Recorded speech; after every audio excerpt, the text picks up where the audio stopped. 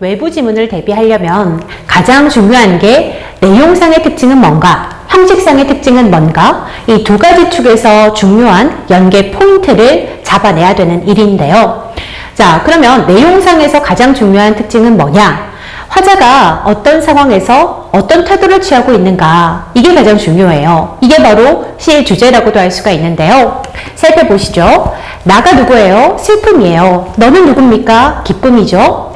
나는 이제 너에게도 무엇을 주겠다? 슬픔을 주겠다. 이 슬픔은 타인을 배려하는 삶, 더불어 사는 삶의 자세를 뜻합니다. 사랑보다 소중한 슬픔을 주겠다. 역설법이네요.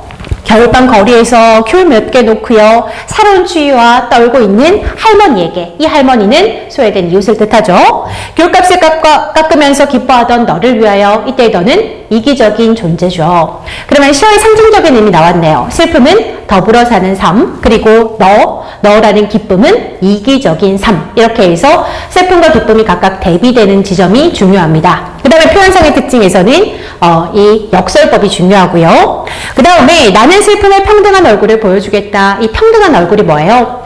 다른 사람의 그 슬픔에 공감하게 되니까, 다른 사람의 처지에서 함께 생각하게 되니까 평등한 얼굴을 하게 된다고 얘기하는 거예요. 내가 어둠 속에서, 고통 속에서 너를 부를 때 단 한 명도 평등하게 웃어주지 않다는 것은 너라는 기쁨, 이기적인 존재들은 전부 다 타인의 고통에 대해서 무관심하다는 거죠. 가만히 덮인 동사자가 다시 얼어 죽을 때 이 동사자는 아까 나왔던 할머니랑 똑같이 소외된 이웃을 뜻하고요. 가만히 한 장조차 덮어주지 않는 것은 무관심을 뜻하고, 너의 사랑은, 여기서의 사랑은 부정적인 사랑이죠. 왜냐하면 이기적인 사랑, 나밖에 모르는 사랑을 뜻하니까요. 흘릴지 모르는 너의 눈물을 위해 나는 이제 너에게도 기다림을 주겠다. 이런 이기적인 존재도 함께 껴안아가면서 더불어 사는 삶을, 또는 더불어 사는 사회를 만들고 싶다는 의지적인 태도를 겠다라는 종결 어미를 통해서 얘기하고 있어요. 이 세상에 내리던 한방눈을 멈추겠다. 이 한방눈 부정적인 시어죠. 멈추겠다라고 했으니까요. 한방눈 세모죠. 보리밭에 내리던 봄눈들을 데리고 간다라고 했으니까 이 봄에 내리는 눈은 그래요. 타인을 배려하는 그런 긍정적인 의미를 지니고 있네요. 추위에 떠는 사람들의 슬픔에 다녀와서 눈 그친 눈길을 너와 함께 걷겠다. 이 눈 그친 눈길 긍정적인 건데, 여기서의 눈도 마찬가지랑 한방눈이랑 이어져서 눈 부정적으로 계속 해석하면 됩니다. 슬픔의 힘에 대한 이야기를 하며 이 타인과 함께 사는 그런 삶의 자세는 힘을 가지고 있어요. 기다림의 슬픔까지 걸어가겠다. 이렇게 해서 상대방의 그런 자세가 바뀔 때까지, 이기적인 존재가 마음을 바꿀 때까지 충분한 기다림을 주겠다라고 하는 거네요. 그러면 슬픔이 기쁨에게 외부 지문 대비해서 가장 중요한 게 뭐라고요? 내용상의 특징, 주제를 알려면 화자가 어떤 정서를 가지고 상대에 대해서 또는 상황에 대해서 어떤 태도를 지니고 있는가, 그게 중요한데 바로 나왔죠. 이 태도가 뭐예요? 그래요. 더불어 사는 삶. 한마디로 요약하면 그래요. 주제도 더불어 사는 삶이에요. 타인의 아픔에 공감하며 함께 더불어 사는 삶. 자, 관련되는 외부 시가 세 가지가 나옵니다. 요 시가 가장 중요해요. 정호승의 또 다른 시, 내가 사랑하는 사람. 여기서도 똑같은 주제, 더불어 사는 삶의 자세를 이야기하고 있고요. 곽재고의 사평역에서 이 역을 지키는 역장이 그런 고통받는 이런 불쌍한 이웃을 위해서 톱밥을 던져주는데, 마찬가지로 따뜻한 마음, 더불어 사는 삶의 자세가 나와요. 안도현의 연탄 한 장. 연탄이 다른 사람을 위해서 자신이 으깨지는 그런 삶을 통해서 나는 왜 한 번도 다른 사람을 위해서 살아본 적이 없는가 라고 하는 성찰하는 시입니다. 함께 살펴보시죠. 자, 이거 방금 봤고요. 그 다음 사평역. 막차는 좀처럼 오지 않았다. 대합실 밖에는 밤새 송이송이 눈이 쌓이고 겨울이에요. 춥죠. 고통스러운 삶의 현실. 흰보라 수수꽃 눈 시린 유리창마다 톱밥 난로가 지펴지고 있었다. 역장의 그 난로를 생각해 보세요. 지금 막차를 기다리고 있으니까 굉장히 늦은 밤 시간이 되겠네요. 금음처럼 몇은 꾸벅꾸벅 졸고요. 졸리죠. 밤 되니까. 몇은 감기에 쿨럭이고, 감기에 걸렸다는 건 좀 추운 거예요. 그리웠던 순간들을 생각하며 나는 한 줌의 톱밥을 불빛 속에 던져주었다. 이 부분이 가장 중요해요. 주제를 나타내는 식구인데요. 다른 사람을 위해서, 다른 사람이 추워하니까 톱밥을 던져주는 행위는 다른 사람을 위하는 거죠. 다른 사람의 고통과 그리고 슬픔에 위로해주는 행위라고 할 수 있어요. 즉, 이게 외부 질문으로 나온다면 슬픔이 기쁨에게 요구하는 행위는 무엇인지 다음의 시에서 하나의 식구를 찾아 써라 라고 하면은 이 식구를 찾았으면 되겠네요. 내면 깊숙이 할 말들은 가득해도 청색의 손바닥을 불빛 속에 적셔두고 모두들 아무 말도 하지 않았다. 자, 이렇게 되어 있습니다. 이 부분이 가장 중요해요. 그 다음에 연탄 한 장. 자, 또 다른 말도 많지만 삶이란 나 아닌 그 누구에게 기꺼이 연탄 한 장이 되어주는 것, 다른 사람을 위해 희생하는 자세예요. 방구득 선득선득 추워요. 해지는 날부터 이듬해 봄까지 조선팔도 거리에서 제일 아름다운 것은 연탄자가 부릉부릉 힘쓰며 언덕길을 오르는 거라네. 연탄차가 올라간다는 것은 다른 그 고통 속에 있는 사람들을 따뜻하게 해주는 거니까요. 해야 할 일이 무엇인가를 알고 있다는 듯이 연탄은 일단 제 몸에 불이 옮겨 붙었다 하면 하염없이 뜨거워지는 것, 자신의 고통을 감수해내요. 매일 따스한 밥과 국물 퍼먹으면서도 몰랐네. 온몸으로 사랑하고 나면 한 덩이 재로 쓸쓸하게 남게 되는 게 두려워서, 그래서 여태껏 나는 그 누구에게 연탄 한 장도 되지 못하였네. 나는 다른 사람을 위해서 더불어 사는 이런 삶 또는 희생하는 거, 타인의 슬픔에 공감하는 거, 이런 거를 하지 못한 채 이기적으로 살았던 자신의 삶에 대해서 반성하고 있는 거예요. 그럼 여기서 중요한 건 뭔가요? 더불어 사는 삶의 자세를 나타내는 건 바로 연탄 한 장이죠. 이 연탄 한 장에 밑줄 쳐놓고 그 주제를 연계하는 외부 지문이 나올 수 있겠네요. 자, 요거는 생략하겠습니다. 그 다음 시어의 상징성. 자, 기쁨이라는 시어가 어떤 걸 의미했죠? 그래요. 이기적인 삶을 의미했죠. 문태준의 산수유나무의 농사에도 이기적인 삶의 존재가 나오는데요. 다음, 기쁨에 밑줄 쳐져 있고, 그 다음에 이 시가 외부 지문으로 나왔을 때 기쁨과 유사한 시어를 찾았어라 라고 하는 서술형 문제가 나올 수 있어요. 산수유나무가 노란 꽃을 터뜨리고 있다. 산수유나무는 그늘도 노랗다. 노랗다는 표현을 썼어요.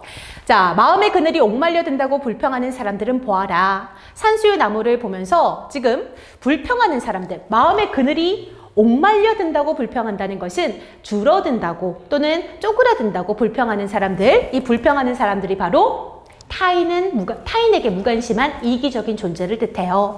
이 사람들에게 하고 싶은 말이 있나 봐요. 나무는 그늘을 그냥 들이우는 게 아니다. 그늘 또한 나무의 하나의 농사. 산수유나무가 그늘 농사를 짓고 있다. 꽃은 하늘에 피우지만 그늘은 땅에서 넓어진다. 산수유나무가 농부처럼 농사를 짓고 있다.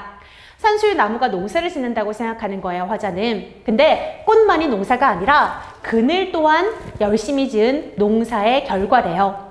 그늘은 누구를 위한 건가요? 산수유나무 자신을 위해서가 아니라 다른 누군가의 존재를 위해서 쉼터를 제공하는 거죠. 그래서 화자가 보기에 산수유나무는 다른 사람을 위하는 더불어 사는 삶의 자세를 가진 존재예요. 근데 이 불평하는 사람들은 산수유나무와 대비되는 존재죠. 그래서 슬픔이 기쁨에게 연계를 짓는다면 슬픔이 상징하는 시어와 가장 유사한 건 산수유나무고, 기쁨과 가장 유사한 시어는 바로 산수유나무 농사에서 요 불평하는 사람들, 요 사람들이 되겠네요. 자, 그 다음에 한방눈. 슬픔이 기쁨에게서 한방눈이 나옵니다. 이 한방눈에 밑줄 치고 그것과 연계되는 시어의 상징성을 비교하는 문제를 물을 수가 있는데요.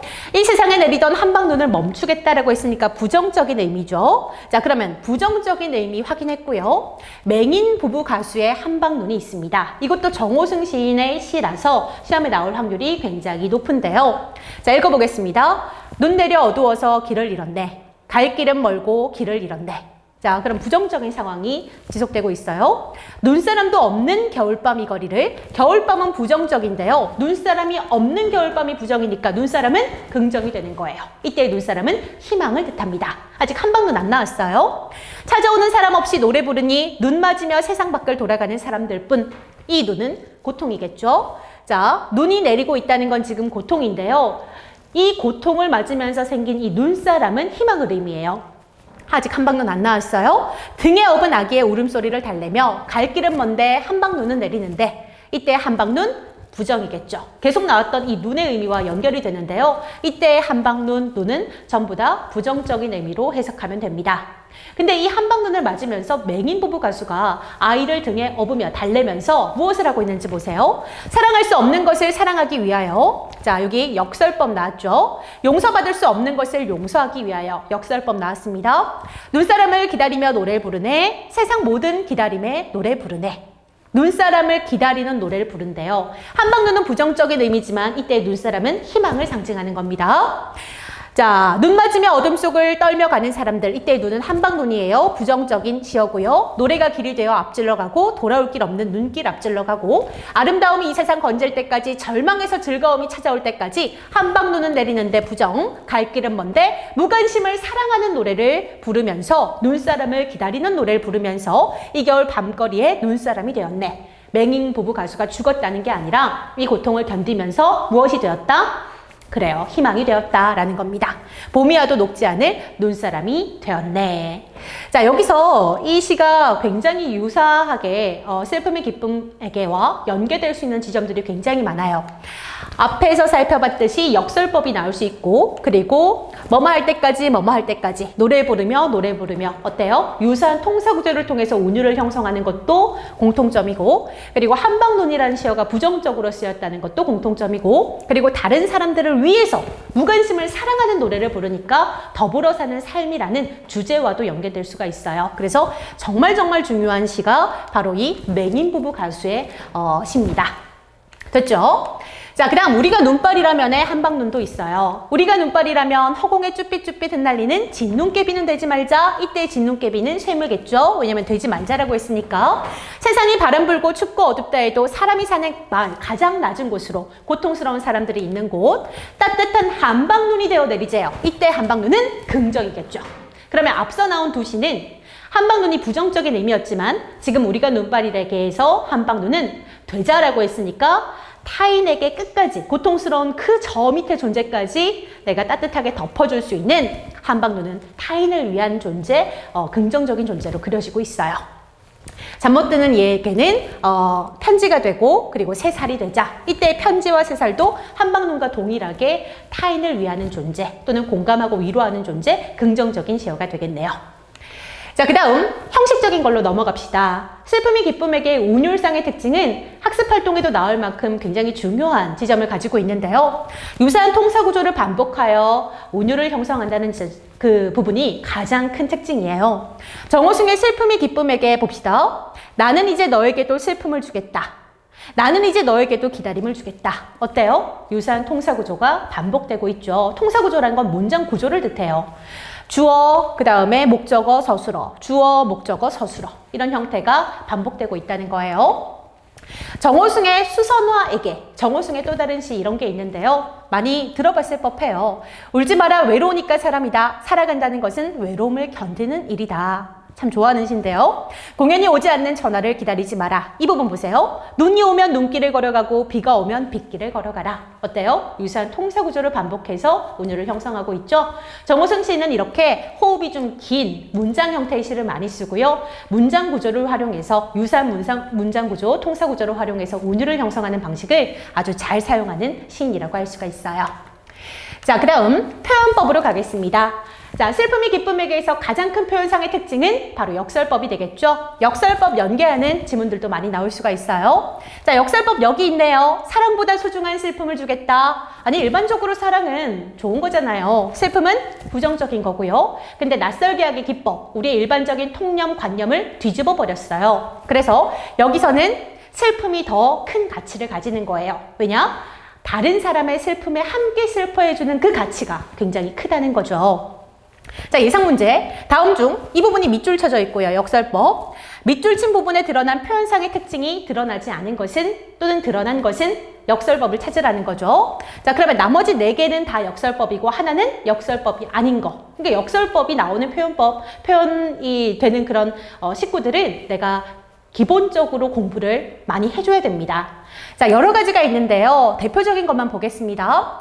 외로운 황홀한 심사위원이 역설이 뭐예요? 겉으로는 모순되는, 말이 안 되는 지점이죠. 외롭고 황홀하고 이거는 말이 안 돼요. 동시에 이루어질 수 없는 감정인데 같이 나열해 놨어요. 역설이죠. 찬란한 슬픔의 보물, 찬란한 것과 슬픔, 역설이죠. 괴로웠던 사나이, 행복한 예수 그리스도. 이 사나이가 예수 그리스도인데 동일한 사람이에요. 괴롭기도 하고 행복하기도 한대요. 역설이죠. 우리들의 사랑을 위해서는 이별이 있어야 한대요. 역설이죠. 소리 없는 아우성은 소리가 매우 큰 거예요. 역설이죠. 겨울은 강철로 된 무지개. 말이 안 돼요. 역설. 결별이 이룩하는 축복에 쌓여 지금은 가야 할 때. 결별은 이별을 뜻하는데 이 이별이 결국 축복이 된대요. 역설이죠. 두 볼에 흐르는 빛이 정적으로 고와서 서러워라. 곱기도 하고 서럽기도 하고 긍정 부정의 정서가 동시에 있어요. 역설이죠. 님은 갔는데 나는 님을 보내지 않았대요. 역설적인 상황입니다. 위태로움 속에 아름다움이 스며 있대요. 부정적인 것과 그다음 긍정적인 것이 동시에 있다는 거예요. 역설이죠. 외로운 눈부심. 눈부심은 좋은 거, 외로움은 부정적인 거 같이 있네요. 역설. 얻는다는 것이 곧 잃는다는 것이다. 역설이죠. 즐겁고 아름다운 일은 양이 많을수록 좋은 건데 그런데 당신의 사랑은 양이 적을수록 좋대요. 양이 적을수록 좋대요. 역설이겠죠. 자, 깊이 있는 그 역설 속의 진리를 다 설명하기에는 시간이 너무 오래 걸려서 이렇게 역설적인 표현, 모순되는 겉으로의 의미만 일단 살펴봤습니다. 지금 살펴본 이것들은 역설법에서 나올 만한 선지들이니까 공부를 좀 해주셨으면 좋겠네요. 자, 그러면 슬픔이 기쁨에게 외부 지문을 좀 정리해 볼게요. 자, 우리 뭘 배웠죠? 첫 번째, 내용상의 특징. 화자가 어떤 정서를 가지고 어떤 태도로 대하고 있는가. 그게 바로 그 주제고, 통칭해서 더불어 사는 삶이라고 할 수가 있겠다. 시어의 상징성, 기쁨, 이기적인 존재 찾으라는 문제, 또는 한방눈, 부정적인 것 또는 긍정적인 것, 시어의 의미가 약간 다를 수 있어요. 맥락상으로 긍정인지 부정인지 파악할 수 있습니다. 또는 슬픔이 기쁨에게서의 슬픔의 존재도 시어의 상징성 의미를 비교할 수도 있어요. 슬픔이 기쁨에게서 슬픔은 완전 긍정적인 존재죠. 근데 대부분의 시에서 슬픔은 고통과 시련으로 나올 거예요. 그래서 고통과 시련이라는 부정적인 일반적인 의미를 지닌 슬픔인지 아니면 정호승의 시처럼 슬픔을 긍정적으로 되게 독특하게 표현했는지 그것을 비교하는 문제가 서술형 또는 객관식의 외부 지문으로 나올 수가 있어요. 그 다음에 형식상의 특징에서 운율, 그 중에서 통사구조의 반복, 요거 외부 지문으로 나올 수 있고 표현상의 특징에서 역설법 찾는 문제 나올 수 있습니다. 근데 내용상의 이 정서를 비교하는 게 가장 많이 나오고요. 의외로 역설법이 적게 나와요. 자, 그 다음에 시어의 상징성 비교하는 건 서술형으로 많이 나옵니다. 자, 이렇게 해서 오늘 슬픔이 기쁨에게 외부 지문을 대비해 봤는데요. 도움이 되셨으면 좋겠습니다. 우리 또 다음 영상에서 만나요. 안녕.